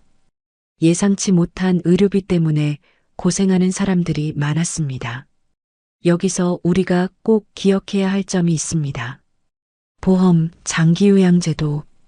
이건 선택이 아니라 필수입니다. 미리 준비하지 않으면 큰 어려움을 겪을 수 있습니다. 노후의 가장 큰 적은 예상치 못한 의료비입니다. 지금은 보험료가 아깝다고 느껴질 수 있습니다. 매달 나가는 돈이 부담스럽기도 합니다. 하지만 나중에는 삶을 지켜주는 유일한 방패가 될 수 있습니다. 김 씨 부부처럼 되지 않으려면 말입니다. 건강할 때 미리 준비해야 합니다. 아픈 다음에는 이미 늦습니다. 돈이 아니라 준비가 진짜 자산입니다. 의료비로 고생하는 건 김 씨 부부만이 아닙니다. 또 다른 위험이 은퇴자들을 기다리고 있었죠. 바로 끝없는 자녀 지원의 덫이었습니다. 김경수 씨는 평생 공무원으로 일했습니다. 아내는 전업주부로 가정을 지켰습니다. 두 사람은 늘 말했습니다. 자식만 잘 키우면 된다고 믿었습니다. 퇴직을 앞둔 60대 부부. 이제 좀 쉬자는 말을 꺼내기도 전에 자녀 문제로 고민이 시작됐습니다. 경수 씨 부부에게는 두 자녀가 있었습니다. 큰아들과 작은딸. 둘 다 성인이 되어 각자의 길을 걸어가고 있었습니다. 하지만 독립은 쉽지 않았습니다. 퇴직금 1억 2천만 원을 받았을 때 경수 씨는 안도의 한숨을 쉬었습니다. 이제 노후 준비를 본격적으로 할 수 있겠다고 생각했습니다. 하지만 그때 큰아들이 찾아왔습니다. 결혼을 앞두고 있다는 소식과 함께 전세 보증금이 필요하다고 했습니다. 요즘 집값이 너무 올라서 어쩔 수 없다고 말했습니다. 경수 씨는 잠시 망설였습니다. 퇴직금의 절반 가까운 돈이었습니다. 하지만 아들의 간절한 표정을 보니 거절하기 어려웠습니다. 결국 5천만 원을 내줬습니다. 아들은 고마워하며 꼭 갚겠다고 약속했습니다. 하지만 경수 씨는 속으로 알고 있었습니다. 돌려받기는 어려울 거라는 사실을 말입니다. 몇 달 후에는 딸이 결혼을 하겠다며 찾아왔습니다. 예식장 예약금부터 시작해서 신혼집 마련, 혼수까지 준비해야 했습니다. 다 합쳐서 상당한 금액이 필요했습니다. 경수 씨는 속으로 걱정이 들었습니다. 퇴직금이 벌써 절반 이상 줄어들고 있었습니다. 하지만 아내의 한마디에 고개를 끄덕였습니다. 여보, 부모 된 돌이잖아요. 결국 딸의 결혼 비용으로 또다시 수천만 원이 빠져나갔습니다. 통장 잔액은 빠르게 줄어들고 있었습니다. 노후 자금은 생각보다 빨리 사라지고 있었습니다. 하지만 문제는 그 다음이었습니다. 큰아들이 다니던 회사에 어려움이 생겼습니다. 구조조정으로 인해 퇴사를 하게 됐습니다. 새로운 일자리를 찾기가 쉽지 않았습니다. 몇 달 동안 취업 준비를 했지만 마땅한 곳을 찾지 못했습니다. 그러던 중 아들이 말했습니다. 작은 가게라도 한번 해보고 싶다고 했습니다. 경수 씨는 고민이 깊었습니다. 이미 퇴직금의 대부분을 써버린 상황이었습니다. 하지만 아들의 미래를 생각하니 또다시 마음이 흔들렸습니다. 결국 남은 돈 중에서 사업 자금을 지원해줬습니다. 가게 임대료부터 인테리어 비용, 초기 운영 자금까지 모든 걸 부담했습니다. 아내는 애써 웃으며 말했습니다. 자식들이 잘 되면 우리도 좋은 거 아니냐고. 하지만 속으로는 불안했습니다. 정작 자신들의 노후는 준비되지 않고 있었습니다. 실제로 한국보건사회연구원 조사에 따르면 중장년층 부모의 30% 이상이 퇴직금이나 노후 자금을 자녀 지원에 사용한다고 합니다. 문제는 이렇게 쓰고 나면 정작 본인의 노후는 준비되지 않는다는 사실입니다. 부모의 희생이 결국 또 다른 부담을 만들어내는 겁니다. 몇 년이 지난 후 경수 씨 부부의 상황은 어떻게 됐을까요? 퇴직금은 거의 바닥이 났고 남은 건 국민연금뿐이었습니다. 매달 들어오는 연금은 120만 원. 부부가 생활하기에는 빠듯한 금액이었습니다.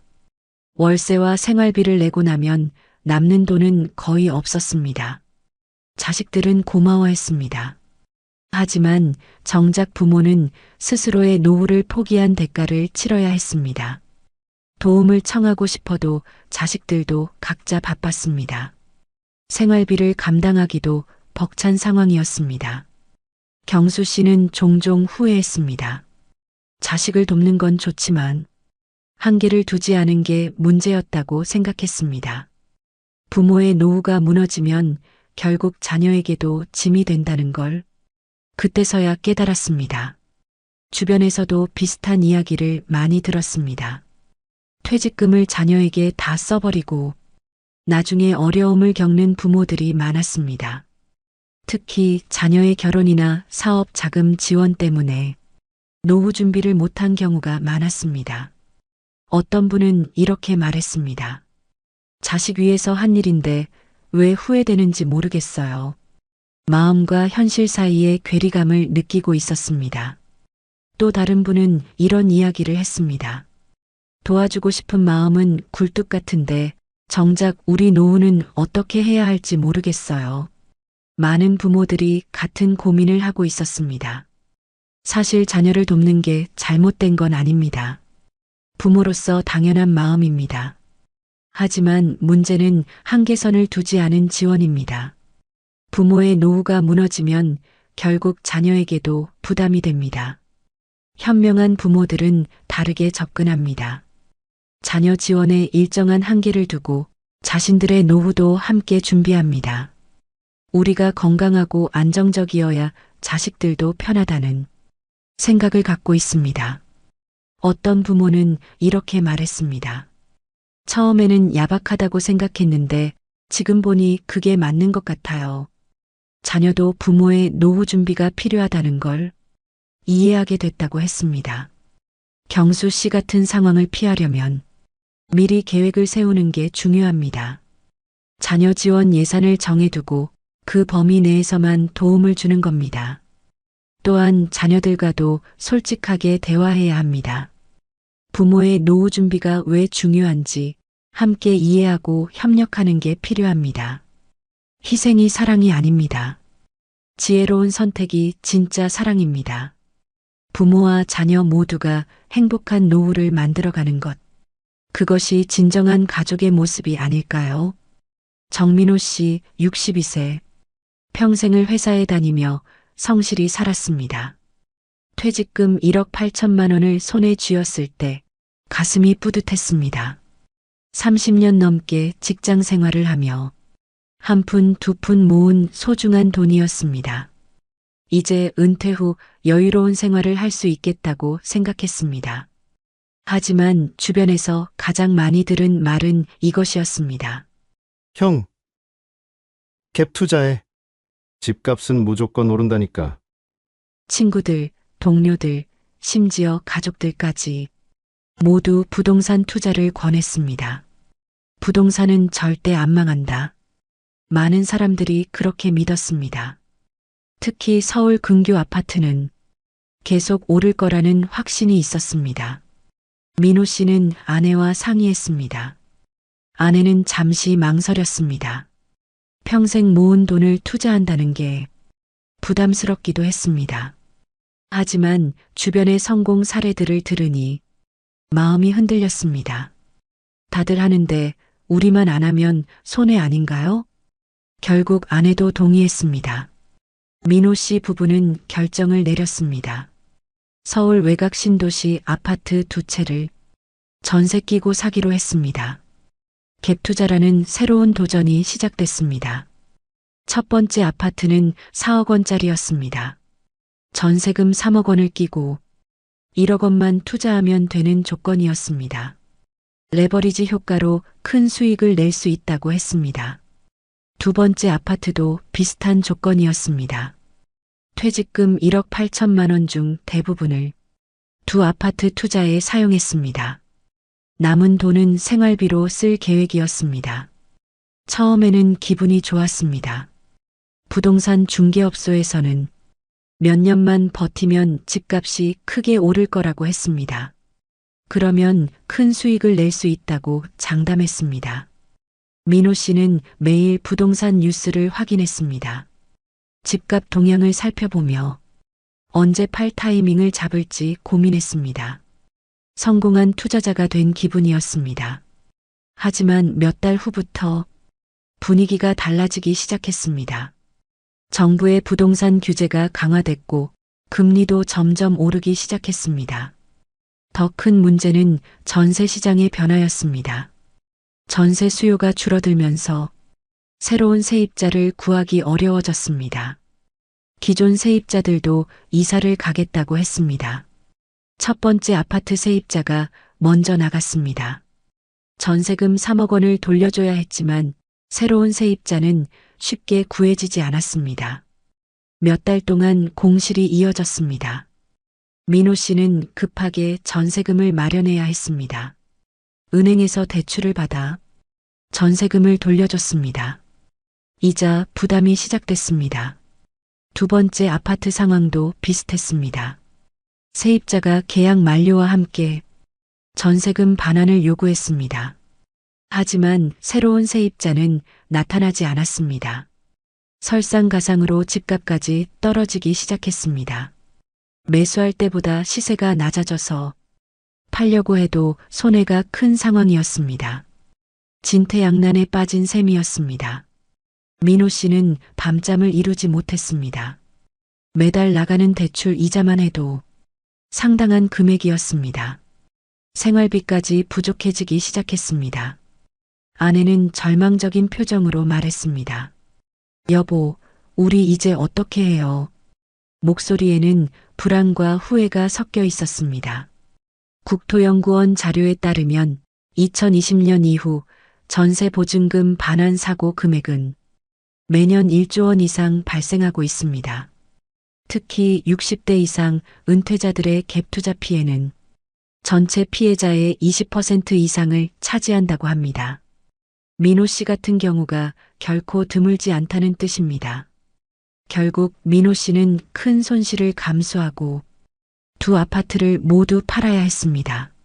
매수 가격보다 훨씬 낮은 가격에 급매로 처분할 수밖에 없었습니다. 전세금 반환과 대출 상환을 하고 나니 퇴직금은 거의 바닥이 났습니다. 남은 돈으로는 전세도 구하기 어려운 상황이었습니다. 민호 씨 부부는 결국 월세방으로 이사했습니다. 평생 모은 돈이 하루아침에 사라졌습니다. 은퇴 후 여유로운 생활은 꿈이 되어버렸습니다. 몇 년이 지난 후 민호 씨는 이렇게 말했습니다. 남들 다 한다는 말, 그게 가장 무서운 함정이었습니다. 후회에도 이미 늦었지만 깨달음은 있었습니다. 주변에서도 비슷한 피해 사례를 많이 들었습니다. 갭투자로 큰 손실을 본 은퇴자들이 생각보다 많았습니다. 특히 전세 시장 급변으로 어려움을 겪는 경우가 많았습니다. 어떤 분은 이렇게 말했습니다. 젊을 때 했으면 다시 벌 수라도 있는데 이 나이에 이런 일을 당하니 정말 막막해요. 은퇴 후 투자 실패의 무게감을 토로했습니다. 또 다른 분은 이런 이야기를 했습니다. 주변에서 성공했다는 이야기만 들어서 안전하다고 생각했어요. 정보의 편향성에 대한 아쉬움을 표현했습니다. 부동산 투자 자체가 나쁜 건 아닙니다. 하지만 은퇴 후 투자는 신중해야 합니다. 특히 레버리지를 이용한 투자는 위험성이 매우 높습니다. 젊을 때는 실패해도 다시 벌 기회가 있습니다. 하지만 은퇴 후에는 회복할 시간이 부족합니다. 한 번의 실패가 노후 전체를 흔들 수 있습니다. 현명한 은퇴자들은 다르게 접근합니다. 안전 자산 위주로 포트폴리오를 구성하고 투기성 투자는 피합니다.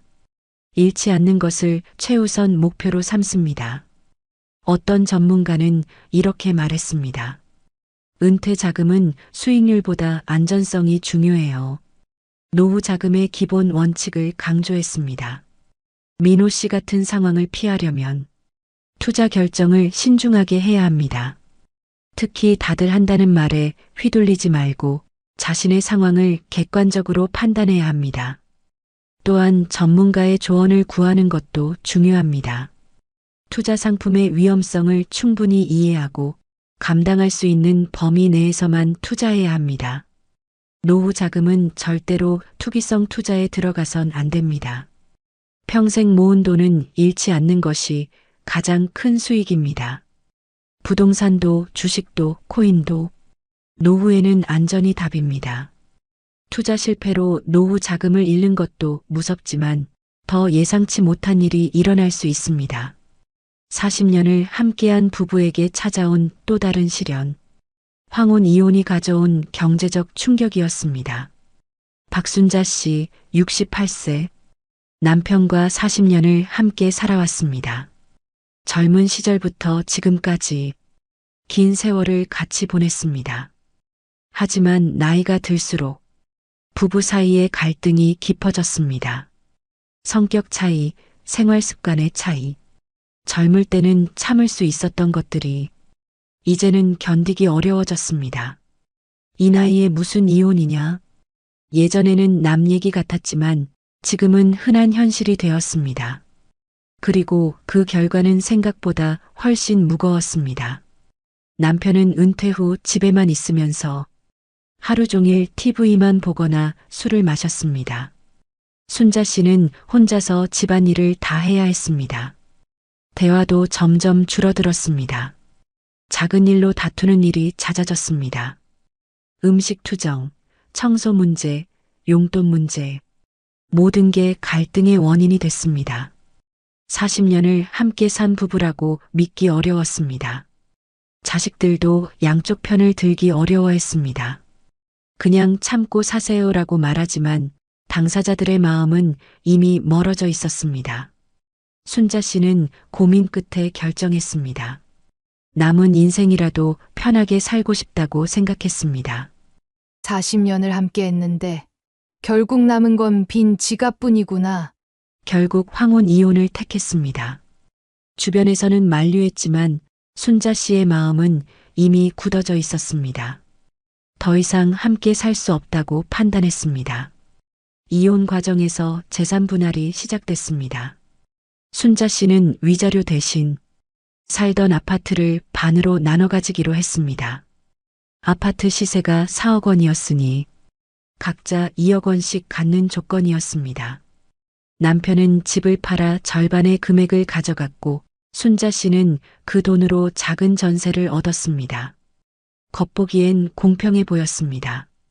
하지만 진짜 문제는 그 다음이었습니다. 생활비 문제가 현실로 다가왔습니다. 이혼 전에는 두 사람의 국민연금 합산이 매달 200만 원이 넘었습니다. 생활비로 충분한 금액이었습니다. 부부가 함께 쓰면 절약도 가능했습니다. 하지만 이혼 후 순자 씨에게 들어오는 건 혼자 받을 수 있는 95만 원 뿐이었습니다. 남편의 연금은 더 이상 가게에 도움이 되지 않았습니다. 매달 고정 지출을 계산해 보니 문제가 심각했습니다. 전세 관리비 30만 원, 생활비 60만 원, 의료비, 통신비 등을 합치면 120만 원이 필요했습니다. 연금 95만 원으로는 감당이 안 됐습니다. 매달 25만 원씩 부족한 상황이었습니다. 결국 전세를 줄여서 좀 더 작은 집으로 이사했습니다. 차액으로 생긴 돈을 생활비로 써야 하는 처지가 됐습니다. 딸에게 도움을 청했지만 상황은 쉽지 않았습니다. 엄마, 우리도 애들 키우느라 빠듯해요. 돌아온 건 미안한 대답뿐이었습니다. 아들도 마찬가지였습니다. 자신의 생활도 벅찬 상황에서 매달 엄마를 도와드리기는 어려웠습니다. 가끔 용돈을 드리는 정도가 전부였습니다. 후회와 허탈감이 밀려왔습니다. 통계청에 따르면 2023년 기준 황혼 이혼 비율은 전체 이혼의 35%에 달합니다. 10건 중 3건 이상이 황혼 이혼이라는 뜻입니다. 특히 65세 이상 여성의 상대적 빈곤율은 47%, 남성의 36%보다 훨씬 높습니다. 즉, 여성 노인은 남성보다 훨씬 더 빈곤 위험에 노출돼 있다는 뜻입니다. 순자 씨 같은 경우가 결코 특별하지 않다는 겁니다. 황혼 이혼 후 경제적 어려움을 겪는 여성들이 생각보다 훨씬 많습니다. 몇 달이 지나자 순자 씨는 계산을 해봤습니다. 매달 25만 원씩 부족한 상황이 계속된다면, 그리고 갑자기 급하게 큰 돈이 나간다면 전세 차액으로 생긴 돈도 몇 년 후에는 바닥날 게 뻔했습니다. 미리 대비책을 마련해야겠다고 생각했습니다. 건강도 문제가 됐습니다. 혼자 살면서 스트레스가 늘어나니 병원에 갈 일이 많아졌습니다. 의료비 지출도 만만치 않았습니다. 순자 씨는 결국 파트타임 일자리를 찾기 시작했습니다. 이렇게 가다가는 몇 년 못 버틸 게 뻔했기 때문입니다. 68세 여성이 구할 수 있는 일은 많지 않았지만 미리 준비하는 게 낫다고 판단했습니다. 주변에서도 비슷한 이야기를 많이 들었습니다. 황혼 이혼 후 경제적 어려움을 겪는 분들이 생각보다 많았습니다. 특히 여성의 경우 더 심각했습니다. 어떤 분은 이렇게 말했습니다. 이혼할 때는 자유만 생각했는데 경제적 현실은 생각 못했어요. 감정적 결정의 대가를 톡톡히 치르고 있었습니다. 또 다른 분은 이런 이야기를 했습니다. 젊을 때 이혼했으면 다시 일이라도 할 텐데 이 나이에는 그것도 어려워요. 나이의 제약을 절실히 느끼고 있었습니다. 물론 갈등을 참고 사는 게 능사는 아닙니다. 때로는 이혼이 더 나은 선택일 수도 있습니다. 하지만 경제적 준비 없는 이혼은 위험합니다. 현명한 선택을 위해서는 이혼 전에 경제적 계획을 세워야 합니다. 재산 분할 후 생활비가 충분한지, 혼자서도 생활이 가능한지 점검해야 합니다. 또한 자녀들과도 솔직하게 대화해야 합니다. 이혼 후 경제적 지원이 필요할 수 있다는 점을 미리 상의하는 게 중요합니다. 무엇보다 전문가의 조언을 구하는 게 좋습니다. 변호사, 재정 상담사 등의 도움을 받아 이혼 후 생활을 구체적으로 설계해야 합니다. 순자 씨는 지금도 후회하고 있습니다. 이혼 자체는 후회 안 하지만 경제적 준비를 못한 게 아쉬워요. 현실적 준비의 중요성을 뼈저리게 느끼고 있습니다. 갈등보다 더 무서운 건 이혼 이후의 경제 문제입니다. 관계를 정리하더라도 반드시 생활 설계는 필요합니다. 사랑의 끝은 자유일 수 있지만 준비 없는 이혼의 끝은 빈곤일 수 있습니다. 최영수 씨 70세, 연금 110만 원으로 살며 아내와 조용한 일상을 보내고 있었습니다. 큰 욕심도 없고 남들에게 피해주는 일도 없이 평범하게 살아가는 분이었습니다. 나만은 안 당하겠지. 많은 분들이 이렇게 말합니다. 하지만 실제로 피해자의 절반 이상은 평범한 노후를 보내던 어르신들이었습니다. 그날도 평소처럼 전화를 받았을 뿐입니다. 오후 2시쯤 집 전화가 울렸습니다. 영수 씨는 별 생각 없이 전화를 받았습니다. 아빠, 제가 사고를 냈어요. 정말 급해요. 지금 당장 도와주셔야 해요. 영수 씨는 당황했습니다. 아들이 사고를 냈다니. 평소 조심스럽게 운전하던 아들이었는데 믿기지 않았습니다. 하지만 아들의 절박한 목소리에 냉정하게 확인할 여유가 없었습니다. 얼마나 필요하냐? 고 묻자 1,000만 원만 바로 보내주세요라고 했습니다. 영수 씨는 그 자리에서 은행에 갔습니다. 평생 모은 돈 중 1,000만 원을 송금했습니다. 아들을 위해서라면 어쩔 수 없다고 생각했습니다. 송금을 마치고 나서야 뭔가 이상하다는 생각이 들었습니다. 직접 아들에게 전화를 걸어봤습니다. 아빠, 무슨 일이세요? 아들의 멀쩡한 목소리가 들렸습니다. 사고는 없었고 보석금도 필요 없었습니다.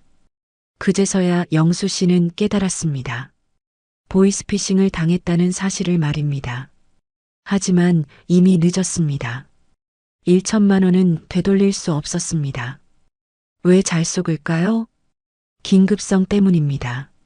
지금 바로 안 하면 큰일 난다는 말에 판단이 마비됩니다. 권위 남용도 큰 이유입니다. 검찰, 경찰을 사칭해서 법적 문제라고 하면 겁부터 먹게 됩니다. 기술적 속임수도 교묘합니다. 발신 번호를 실제 은행이나 관공서 번호처럼 조작하는 경우가 많습니다. 무엇보다 심리를 정확히 공략합니다. 자식, 손주 걱정하는 마음이나 생활 불안 심리를 찌르는 겁니다. 그래서 나는 안 당해라고 생각하는 사람도 순간 당황하면 쉽게 속을 수 있습니다. 며칠 뒤 또 다른 전화가 왔습니다. 이번에는 다른 수법이었습니다. 정부 긴급 지원 대출이 가능하다는 말에 영수 씨는 혹시 지난 손실을 만회할 수 있을까 싶었습니다. 상담원이 친절하게 설명했습니다. 본인 확인을 위해 개인정보가 필요합니다. 영수 씨는 의심 없이 정보를 넘겨줬습니다. 결국 범인들은 영수 씨 명의로 대출을 실행했고 신용카드까지 발급해 사용했습니다. 통장에서 돈이 빠져나가는 걸 보고서야 또 당했다는 걸 깨달았습니다. 아내는 눈물을 흘리며 말했습니다. 여보, 평생 모은 돈이 하루아침에 다 날아갔네요. 70년을 살면서 가장 큰 충격이었습니다. 경찰청에 따르면 2023년 보이스피싱 피해 금액은 8천억 원대를 넘어섰습니다. 특히 피해자의 절반 이상이 60세 이상 고령층으로 나타났습니다. 노후 세대가 가장 큰 표적이 되고 있다는 뜻입니다. 영수 씨 같은 피해가 매일 일어나고 있습니다. 대표적인 유형들을 살펴보면 이렇습니다. 자녀 사고 위장형이 가장 많습니다. 아들이 사고 났다. 합의금 급하다는 식입니다. 정부 지원 사칭형도 늘고 있습니다. 긴급대출, 지원금 받으려면 본인 인증 필요라고 합니다. 검찰, 경찰 사칭형은 가장 교묘합니다. 계좌가 범죄에 연루됐다. 안전계좌로 옮겨라고 협박합니다. 최근에는 택배비 정산이나 건강보험 환급금을 사칭하기도 합니다. 영수 씨는 몇 달 후 이렇게 말했습니다. 순간의 당황함이 평생의 후회가 됐어요. 냉정함을 잃으면 누구나 당할 수 있다는 걸 깨달았습니다. 주변에서도 비슷한 피해 사례를 들었습니다. 나도 그런 전화 받았는데 다행히 의심했어요. 하지만 의심하지 못한 분들이 더 많았습니다. 어떤 분은 이렇게 말했습니다. 자식 목소리와 똑같더라고요. 어떻게 의심하겠어요? 기술이 발달하면서 속임수도 정교해졌습니다. 또 다른 분은 이런 이야기를 했습니다. 검찰이라고 하니까 겁부터 났어요. 죄짓지 않고 살았는데도 말이에요. 권위에 대한 두려움을 이용한 수법이었습니다. 어르신들이 자주 당하는 이유가 있습니다. 첫째, 정보가 부족합니다. 새로운 사기 수법을 접할 기회가 적습니다. 둘째, 기술에 익숙하지 않습니다. 발신번호 조작이나 메시지 조작을 구분하기 어렵습니다. 셋째, 가족에 대한 걱정이 큽니다. 자식, 손주 이야기가 나오면 냉정한 판단이 어려워집니다. 넷째, 예의를 중시합니다. 상대방 말을 끝까지 들어주려고 하다가 말려들게 됩니다. 하지만 이런 특성들을 알고 있으면 충분히 예방할 수 있습니다. 가장 중요한 건 의심하는 것입니다. 낯선 전화가 왔을 때는 5분만 시간을 두고 생각해 보세요. 급하다고 재촉하면 더욱 의심해야 합니다. 가족 관련 내용이라면 반드시 직접 확인하세요. 전화를 끊고 해당 가족에게 직접 연락하세요. 개인정보는 절대 알려주지 마세요. 은행, 카드회사, 정부기관에서는 전화로 비밀번호나 계좌번호를 묻지 않습니다. 의심스러우면 11이나 182에 신고하세요. 경찰이나 금융감독원에서 확인해 줍니다. 부끄러워할 필요 없습니다. 영수 씨는 결국 경찰서에 찾아가 이렇게 말했습니다. 부끄럽지만 나 같은 피해자가 더는 없었으면 합니다. 뒤늦은 후회보다는 예방이 중요하다는 걸 강조했습니다. 노후 자산은 내 경계심으로만 지킬 수 있습니다. 낯선 전화, 급한 송금 요청은 반드시 5분만 멈추고 확인하세요. 노후 파산, 남이 막아주지 않습니다. 의심과 확인이 최고의 보험입니다. 오늘 우리는 노후를 무너뜨리는 5가지 이유를 살펴봤습니다. 첫째, 갑작스러운 의료비 폭탄. 건강할 때 미리 보험을 준비하고 응급 상황에 대비해야 합니다. 둘째, 끝없는 자녀 지원의 덕.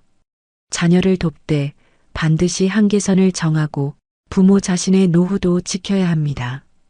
셋째, 위험한 부동산 갭 투자 실패. 노후 자금은 안전 자산 위주로 운용하고 투기성 투자는 피해야 합니다. 넷째, 예상 못한 황혼 이혼과 생활비 재앙. 관계 정리 전에 경제적 계획을 세우고 혼자서도 생활 가능한지 점검해야 합니다. 다섯째, 누구나 당할 수 있는 보이스피싱 금융 사기.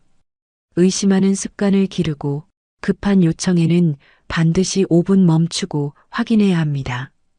이 5가지는 결국 한 가지로 이어집니다.